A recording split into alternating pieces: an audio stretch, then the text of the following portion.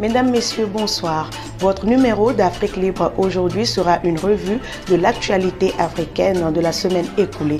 Et cela se fera en co-animation avec Poussiwede Senami, puis notre chroniqueur politique Kemi Seva. Bonsoir à vous. Bonsoir. Au programme, les vaccins anti-Covid-19 en Afrique, l'obtention par Israël du statut d'observateur à l'Union africaine, puis la tentative d'assassinat respectivement sur les personnes des présidents maliens Assimi Goïta et malgache Andry Rajoelina.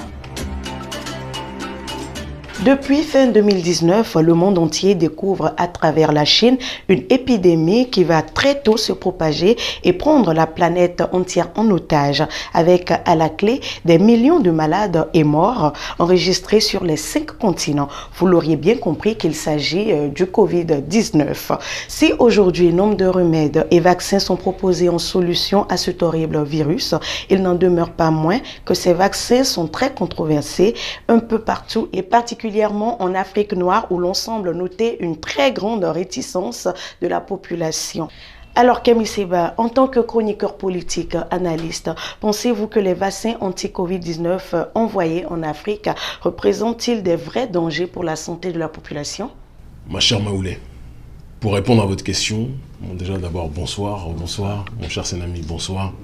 Et bonsoir à tous les téléspectateurs et toutes les téléspectatrices qui nous regardent un peu partout en Afrique et dans la diaspora. Ce que je pourrais donner en guise d'élément de réponse, déjà allons dans une vision empirique des choses.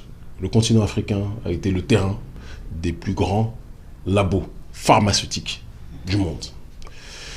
Je n'oublierai jamais cette phrase d'Emmanuel Macron qui disait au sujet du Covid que nous sommes en guerre. Il parlait de son pays, il parlait du monde, face à une guerre contre un ennemi invisible. Mais il y a des ennemis visibles que l'on peut identifier avec facilité. Ce sont ceux qui, comme dans toute guerre, sont les manufacturiers, les logisticiens d'armes, d'accord, et qui se font un grand business. Plus il y a de sang, plus il y a de guerre, plus il y a de tension. Ces gens, dans cette guerre contre le virus Covid, qui se font des sommes astronomiques, ce sont les laboratoires pharmaceutiques. Je pense qu'il faut qu'on soit capable de le dire. On est en Afrique. On a un minimum de liberté, même si nos dirigeants sont quasiment tous soumis à ces lobbies pharmaceutiques, disons-le là aussi, et les dirigeants de mon pays n'y font pas exception. Mais il n'en demeure pas moins que notre population, l'Afrique de manière générale, a toujours eu une façon particulière de se soigner, et c'est ce qui a fait qu'elle a réussi à créer de un une sorte de résilience face à toutes les maladies qui étaient vis-à-vis d'elle balancées. Il ne faut pas oublier qu'on a connu l'Ebola, on a connu des maladies qu'on ne trouve parfois qu'en Afrique. Et on se demande si... nous, on n'aime pas faire les conspirationnistes, terme dont on ne sait pas vraiment ce que ça veut dire. Mais quand une maladie n'apparaît que dans un seul endroit, et que cela donne la possibilité pour certains labos de se faire beaucoup d'argent, on finit par se dire peut-être que c'est un business qui arrange un certain nombre de gens. Réflexion très simple de petites gens que nous sommes. L'autre réflexion que j'ai envie de dire aussi, qui me paraît là plus que jamais déterminante, c'est qu'on a quand même eu un certain nombre d'éléments sur le continent africain. On a constaté, quand je dis le continent africain, je parle aussi de notre sacrée diaspora au sens de la sacralité, notre peuple dans les Caraïbes, d'accord, notamment en Martinique. On a eu le professeur Henri Joseph qui, à base de plantes, a été capable de trouver un certain nombre de remèdes alternatifs pour justement lutter contre le Covid, contre le coronavirus. On a aujourd'hui dans notre propre pays, au Bénin, le professeur Valentin Agon qui a trouvé un certain nombre, à partir de ses recherches, de médicaments pour lutter contre ce virus, d'accord. On a le jeune Jérôme Mouniangui, un brillant chercheur congolais, qui là aussi, à partir justement des plantes de l'artémisia, a pu trouver des solutions pour lutter contre ce coronavirus. Important de souligner. Et je terminerai par mon ami et frère, dont on parlera dans les prochaines parties et séquences de cette émission, qui nous a beaucoup soutenus dans notre combat, et notamment dans l'émission qui est la nôtre sur Vox Africa, le président de la République de Madagascar, M. Rajoelina, d'accord, lui-même a réussi, à partir de l'artémisia, d'accord, à fournir des propositions d'alternatives pour lutter contre le coronavirus. Mais, et c'est là où le mais est intéressant, à chaque fois que des gens, à partir des plantes, trouvent des alternatives pour lutter contre une maladie, ils font l'objet d'une diabolisation, d'une campagne de discrédit hystérique, les faisant passer pour des malades, pour des fous, pour des gens qui ne savent pas ce qu'ils disent. Parce que ça n'arrange pas le lobby usurier qui se fait de l'argent sur le dos de l'humanité dans sa globalité, quelle que soit sa couleur de peau. Parce que ça transcende la problématique d'une couleur, d'une ethnie, d'une origine. En réalité, c'est l'être humain dans sa globalité qui est astreint à la résidence de l'esclavage sanitaire face à un lobby qui veut se faire de l'argent sur son dos. C'est de ça dont il s'agit.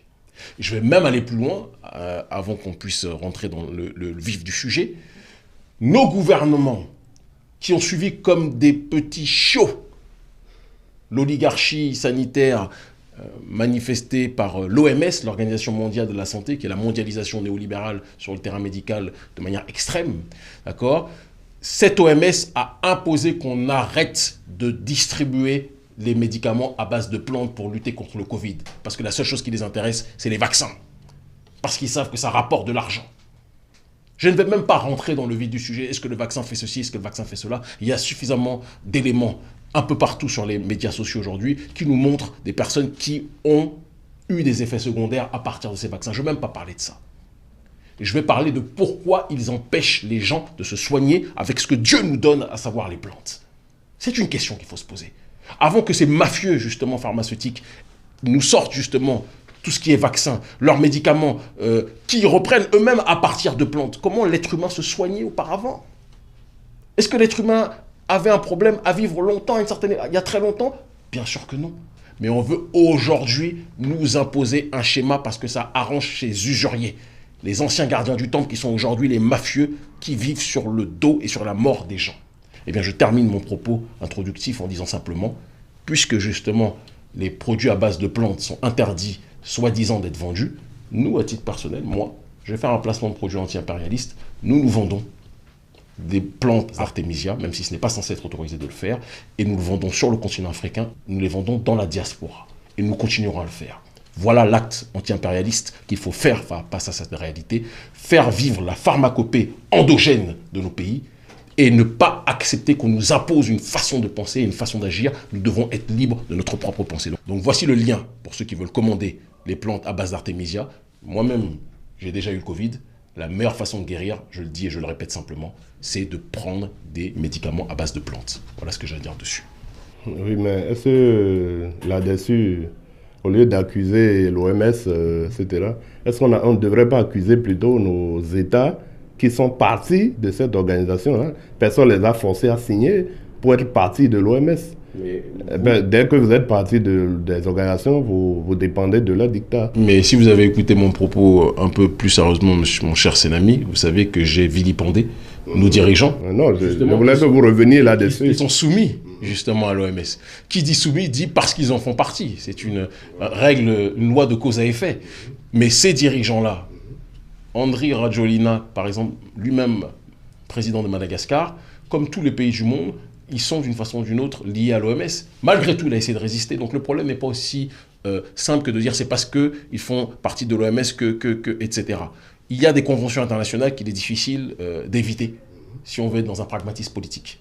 Mais parfois, il y a des décisions d'ordre sanitaire et géostratégique qui sont déterminantes dans la vie de la nation, dans la vie des populations administrées par nos dirigeants, et certains ont le courage de prendre leurs responsabilités et d'agir pour le futur de leur nation. Ce qu'a fait le président malgache, malheureusement, très peu de responsables politiques ont le courage de le faire. Nous savons de quoi nous parlons.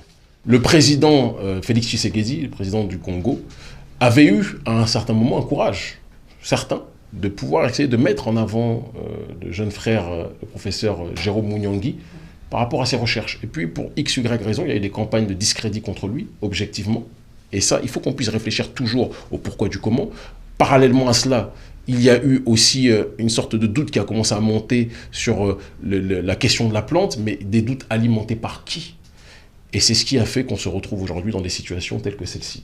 Je le dis et je le répète, rien n'a été créé par la nature qu'on appelle Dieu, qu'on l'appelle Yahvé, qu'on l'appelle Jah, qu'on l'appelle Allah subhanahu wa ta'ala, qu'on l'appelle Adonai, qu'on l'appelle Mahou ici, peu importe le nom qu'on lui donne, la nature ou Dieu, l'autorité suprême, n'a jamais créé une maladie sans son médicament à partir de sa création.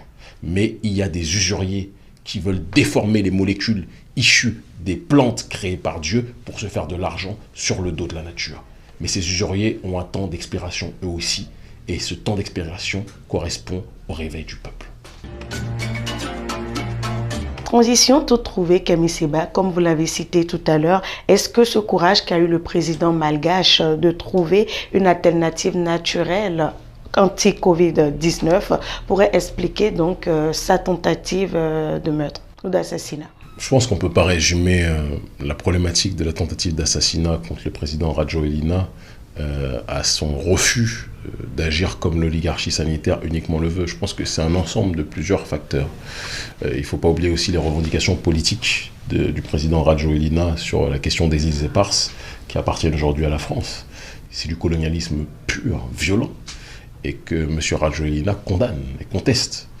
Ça, plus en effet le refus de marcher complètement dans les pas de l'OMS, et ça, plus le fait qu'une élite endogène malgache ne supporte pas la tentative d'éloignement de M. Rajoelina vis-à-vis de l'Occident, cela entraîne que forcément il y a beaucoup de gens qui en veulent au grand frère sur cette question.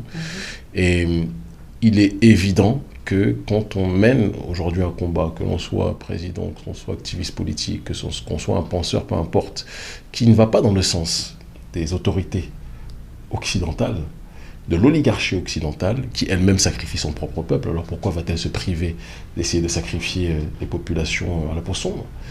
Eh bien, je pense que tous ces facteurs corroborent la tentative d'assassinat que M. Rajoelina a connue. Maintenant, il faut voir aussi cela comme une bénédiction.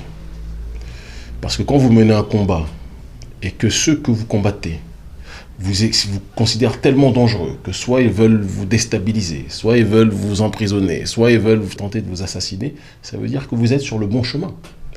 Et j'ai vu des articles dans le Torchon, les Torchons français, le journal Libération, que j'utilise souvent comme papier toilette quand je n'en ai plus à disposition, ou le journal Le Monde, qui, quand j'ai un gros palu ou un gros Covid et le nez qui coule, c'est mon mouchoir préféré. Ces torchons-là, j'insiste beaucoup dessus parce que ça a été des journaux qui pendant longtemps ont joui d'une bonne audience et d'une bonne presse, entre guillemets, en Afrique, alors que ce sont vraiment des journaux cancérigènes. Ces torchons ont essayé de discréditer le président Rajoelina et de discréditer la tentative d'assassinat en disant, prétend qu'il y a eu une tentative d'assassinat vis-à-vis de lui. Mais ces torchons-là le font parce qu'eux-mêmes font partie du conglomérat de l'impérialisme occidental. Ce sont des agents d'ingénierie sociale qui orientent la population, entre guillemets dite francophone, dans une direction qui sert les intérêts de l'élite prédatrice financière, qu'on ne citera pas, mais que tout le monde connaît.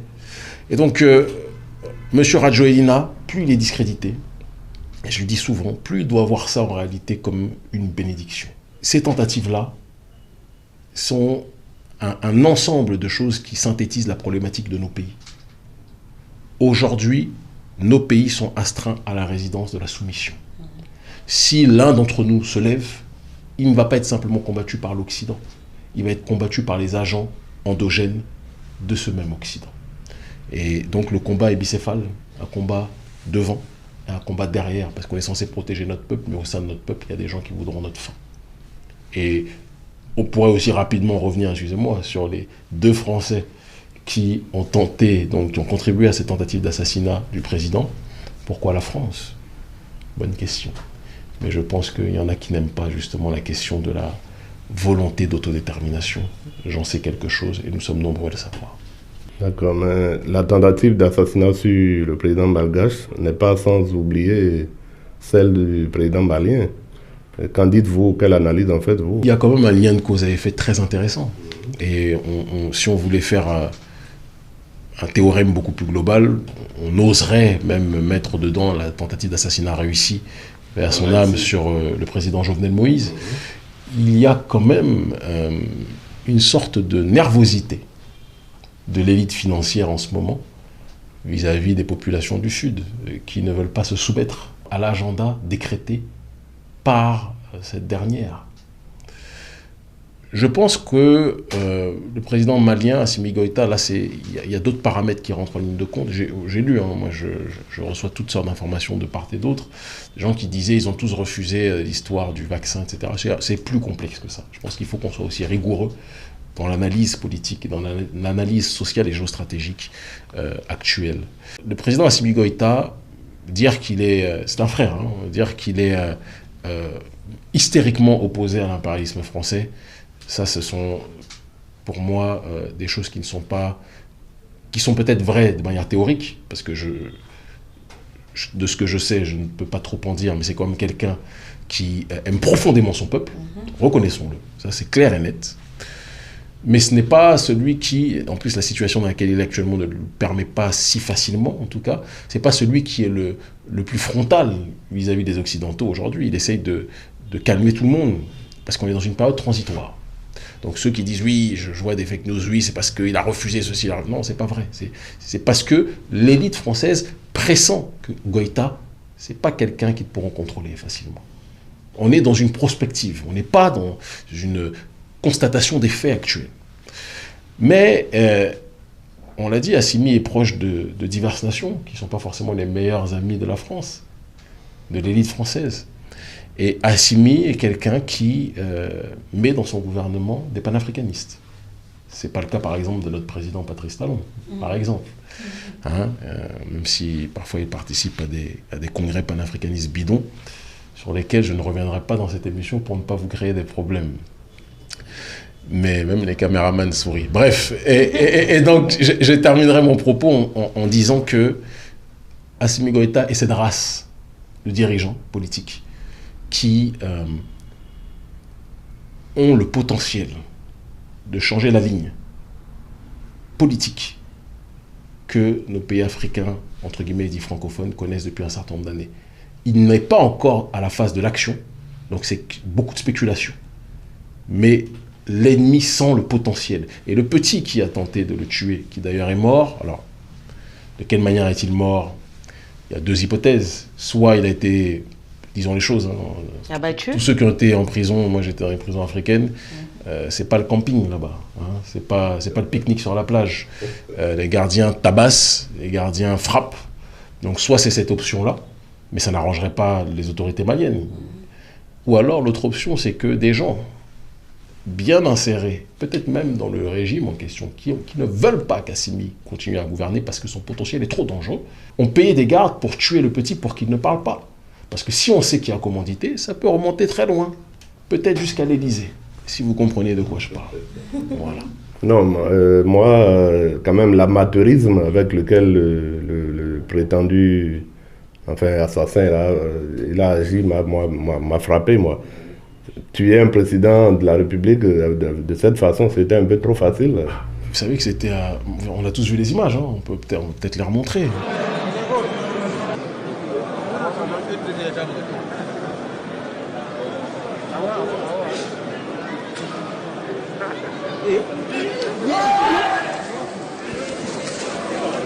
Ça aurait été des oligarques mieux placés qu'ils auraient procédé autrement, de façon un peu plus professionnelle, pour atteindre le but. Moi, je pense que... C'était un peu trop amateuriste. Je pense qu'au contraire, là où on peut parler d'amateurisme, peut-être à Madagascar, au Mali, ils ont réfléchi beaucoup. Assimi est un militaire, entouré de nombreux militaires. Dans les cas stratégiques de risque qu'il peut connaître, Assimi est surentouré. Le moment où il n'est pas forcément protégé par une garde militaire, parce qu'on se dit dans un lieu de culte, personne n'osera, c'est à la mosquée. Il se dit, il ne pouvait pas se dire, c'est une erreur, mais c'est facile de dire ça après. Il se dit que à la mosquée, c'est le jour de grande prière, c'était la fête, d'accord? À aucun moment, il ne peut s'imaginer que quelqu'un, dans ce moment de communion extrême, va tenter de l'assassiner. C'est une erreur. Mais j'ai envie de vous dire qu'il n'y a pas qu'Assimi qui peut faire preuve d'erreur d'analyse sur ce terrain-là. Jeune Fitzgerald Kennedy s'est fait tuer pour moins que ça lors d'un défilé. Donc c'est compliqué.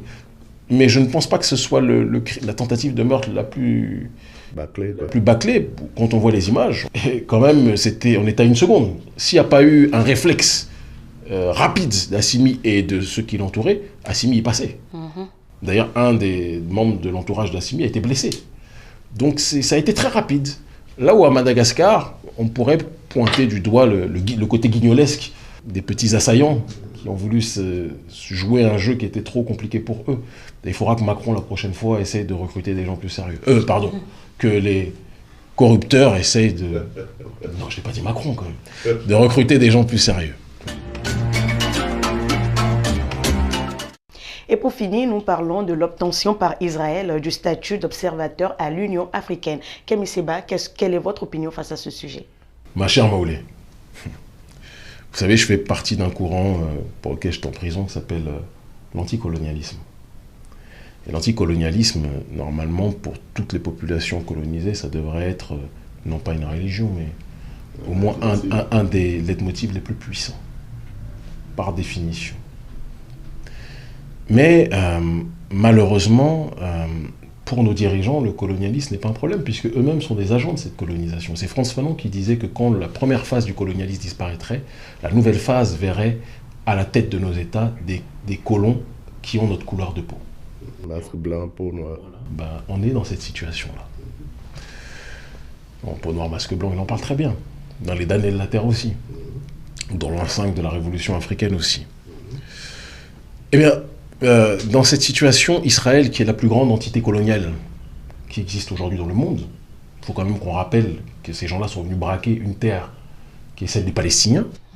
Je trouve bizarre que les dirigeants africains n'aient pas cette capacité à en parler, mais en même temps, c'est très rationnel quand on sait que ce sont pour la plupart des marionnettes. Des marionnettes, je le dis. Ils peuvent même être milliardaires, tout ce que vous voulez, mais ce sont des marionnettes. Israël est la nation qui viole le plus les droits de l'homme aujourd'hui. Mais les droits de l'homme, la CPI, ça ne concerne que les Noirs. Demandez à Laurent Gbagbo. Ça ne concerne pas justement l'entité coloniale sioniste que nous connaissons. Donc quand moi je vois les dirigeants africains de l'Union africaine, j'ai envie de vomir. Et je pense qu'il faut qu'on puisse le dire simplement. J'ai envie de vomir. Quand je vois mon président Patrice Talon qui gonfle les muscles pour appuyer les choses sur l'opposition, mais qui face à une entité coloniale comme celle-ci ne dit mot, on dit toujours que qui ne dit mot consent. D'ailleurs, eux tous, je suppose qu'ils vont se précipiter sur le logiciel d'espionnage, qui, encore une fois, viole les droits de l'homme, Made in Israel, le logiciel Pegasus, pour avoir toutes les informations sur des opposants. Ils adorent ça, puisque eux, leur combat, c'est pas d'espionner l'impérialiste, c'est d'espionner leurs propres citoyens qui veulent un peu plus de liberté. J'en sais quelque chose. Donc, la nausée. Et l'Union africaine montre à l'heure actuelle que c'est un club de prostituées. J'ai dit il y a quelque temps que tôt ou tard, si Dieu nous prête longue vie, tôt ou tard on mettra un pied à l'Union africaine, un jour ou l'autre. Je l'ai dit en espérant qu'on puisse arriver à un stade de réforme tôt ou tard. Mais tant que ce sera une maison close, j'aurai du mal à me sentir chez moi. Et aujourd'hui, l'Union africaine est une maison close politique, au premier sens du terme. Voilà. Merci Kémy Séba pour cette belle échange face à ces trois sujets. Ça a été un plaisir de vous avoir entendu. Merci à vous aussi, Senami Kousiwede. Et vous, chers téléspectateurs, merci de votre attention. À la prochaine.